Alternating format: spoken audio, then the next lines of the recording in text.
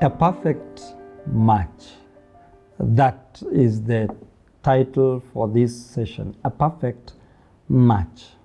I know you remember this, matchmaker, make me a perfect match. That there was a song that used to go that way. And when people were getting married, when you were getting married, and anybody else, you seemed to have found the perfect match. Every woman got her Adam, and every man got her Eve. Along with Solomon and his wife, you also declared, as Songs of Solomon chapter 5 verse 2 says, my darling, my dove, my perfect one.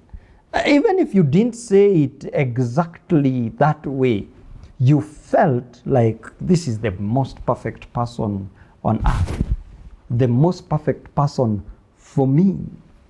But now, after years of marriage, and some of you, not even years, after a short while of marriage, we see the other person's imperfections, and you wonder, with displeasure and disappointment, what can we do? What happened? I thought this was the perfect person. The million-dollar question is, what can we do about it? What can we do about the imperfection of the perfect person who was but no longer is? There is a book by Dr. Emerson, Love and Respect. It gives some overview on what really happened. You see, in this world, there is nobody who is perfect. And with life, you have come to realize even the most perfect person is not perfect. Before long of knowing each other, you started seeing the things that were not right. And I believe that in this session, you will come to know what to do about it. Now, this is the major thing.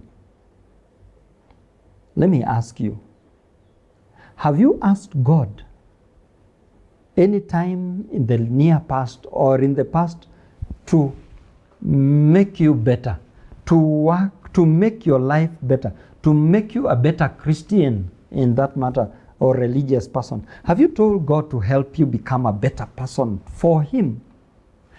And is it possible that God is using your spouse's imperfection so that He can mold the kind of character that He wants you to have?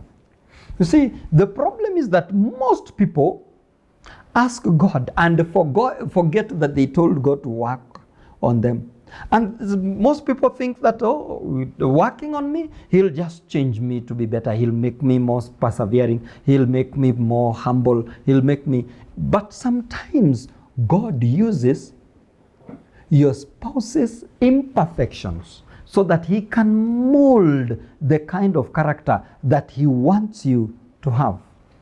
Maybe He is using your husband or your wife to deepen your faith. He is using it to develop your character, to demonstrate Christ-likeness in your life. How can this be? You see, when you pray for patience, maybe God can allow your spouse to do things that will make you seem impatient. And He will allow your spouse to continue doing that until you learn to be patient. Well, now ask yourself, what is the problem with your spouse? What is it that makes your spouse look imperfect? What things would you like him or her to change so that he can be perfect? You see, for example, are you a wife whose husband is a mechanic or works in the field? And every time he comes home, he is extremely dirty. His clothes are dirty. And every time you get angry, can't he be a little bit cleaner? Maybe God is trying to teach you to be more accepting. And when you learn it, you will have a better life. Are you a husband who thinks that your wife is not giving you much respect or attention? Have you noticed maybe your wife has 3 preschoolers who she has to run around attending to throughout the day, and by the end of the day, she is extremely tired. And when you come home, you want her full attention when she is totally exhausted. Maybe God is trying to teach you to be more involved in your children's life. And when you learn that aspect that God is trying to teach you from your wife's or your husband's imperfection, and you change, you will be better. Let me give you this example. You are in college, primary or secondary or college, whichever level of education it is, and you fail a particular class. What happens?